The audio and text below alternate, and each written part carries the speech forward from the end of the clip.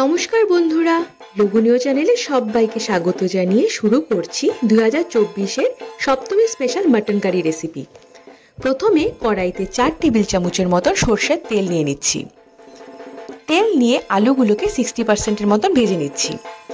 এরপরে ওই তেলেই দিয়ে দিচ্ছি গরম মশলা।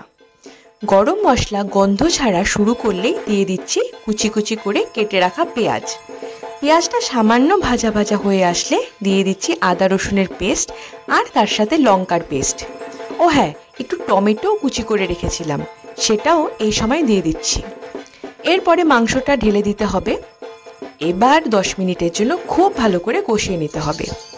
এরপরে স্বাদ অনুসারে লবণ আর তার সাথে হলুদ গুঁড়ো, কাশ্মীরি লঙ্কার গুঁড়ো, ধনিয়া পাউডার আর জিরা পাউডার কষানো মাংসের মধ্যে দিয়ে দিতে হবে। এবার 10 থেকে 15 মিনিটের জন্য মিডিয়াম থেকে হাই ফ্লেমে সব কিছুকে কষিয়ে নিতে হবে। আগে থেকে ভেজে রাখা আলুটাও এবার দিয়ে দিচ্ছি।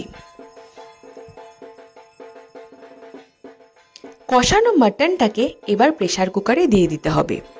এরপরে গ্রেভির জন্য প্রেসার কুকারে জল দিয়ে 3 থেকে 4টির মতো সিটি পর্যন্ত প্রেসার কুক করে নিতে হবে।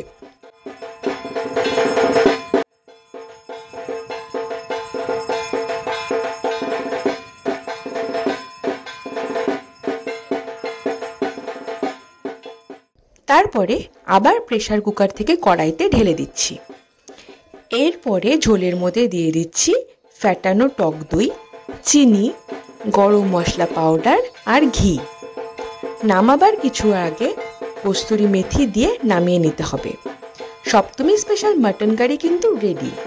তোমরা তোমাদের সপ্তমীতে কি মেনু করবে ঠিক করেছো তা কিন্তু অবশ্যই কমেন্টে জানিও। বাই, ভালো থেকো আর পুজো সবার ভালো কাটুক।